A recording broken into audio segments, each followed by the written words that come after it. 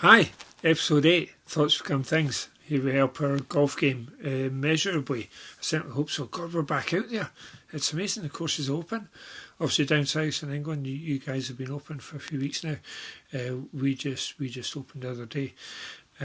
So in Scotland, but it's just been brilliant.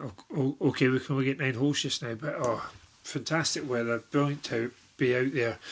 And really thank you. There's been a lot of nice comments as people have been going out playing that have sent me. Thank you for that, where people are getting their food and their water intake sorted out, and obviously their mindset just now as well. So with that in mind, I'd like to have a quick chat to you about goals. Goals are enormously important, whether you're 20 handicap or amateur, or obviously like an elite amateur or professional. Goals for the season will bring a lot more enjoyment and result wise in your game.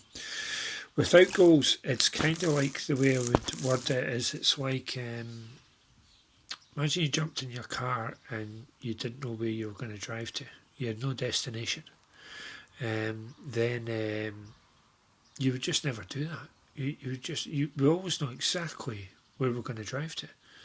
So we're going from here to here, and it's an address. It's not like some people will set goals, but they're very lax and generic and lacking detail. And that's kind of like jumping in the car and saying, right, we're going to drive to Fife, or we're going to drive to Essex, or we're going to drive to France. That France and Essex isn't a destination. A destination is an address. So you've got a lot of detail. And so, right, we're going to go from there to there. And then the sat-nav, or maybe you know the way yourself, will plan the route. And then we do exactly the same with our golf. So we're here just now. That's our destination. And then we can work out the hows and wheres as to how to get there. And it may mean, a dramatic upturn in your pattern or whatever bit of the game you're struggling with. And you're hopefully getting food and water right. I mean, if you've been blowing that for years, just getting that right alone is going to give you, just an absolutely massive step forward. So goals are very important, and without them, we're just meandering around. So, like, say for myself, for example, I play off 8.8, so 9 just now. And for me, I would really want to be playing sub 6, so 5 point something. Obviously, should we get competitions for the year out? And what it does is, when I've got that in my mind, is it greatly affects how I practice, how often, how intense I practice, and because you're going towards that, we're not just meandering around. You end up being more professional with sorting your bag out, arriving in good time for your tea time, food, water intake, my practice, my stretching, etc., etc. And everybody will find the same. If you've got a goal and you've got it written down and you're very driven to get there, your whole game will improve, because you'll become a lot more professional. And out on the course, the effect this has on you is, you'll remember the rest of the videos and what you've got to do in your pre-shot, what you've got to do with being in the now, and your acceptance afterwards, and you'll work on all of these things. But without it, you're just meandering around. And I've found that all the people with goals that are very driven are generally very, very good at being in the now, because they realise that is such a massive part of it.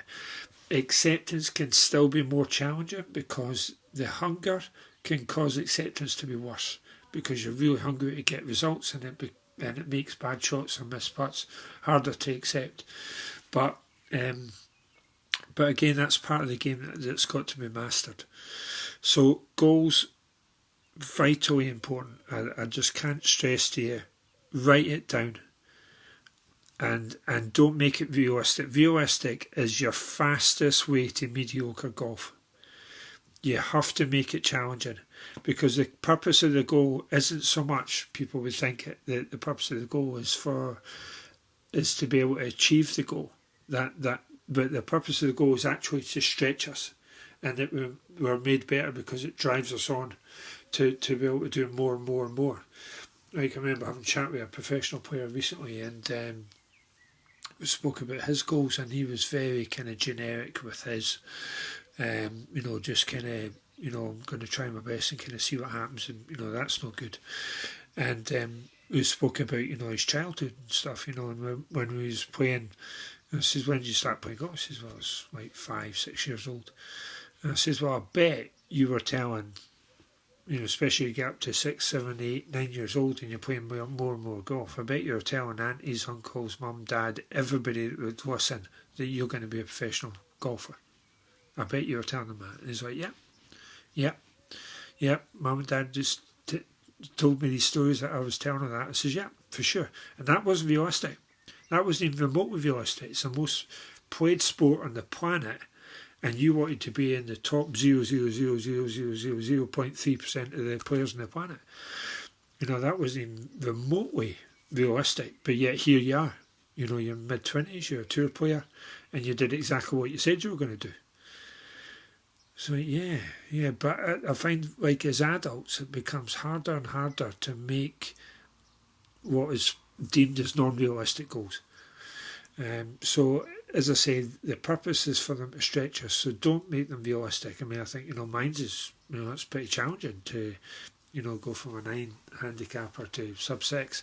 That's pretty challenging, and it's exactly how it should be for all of you.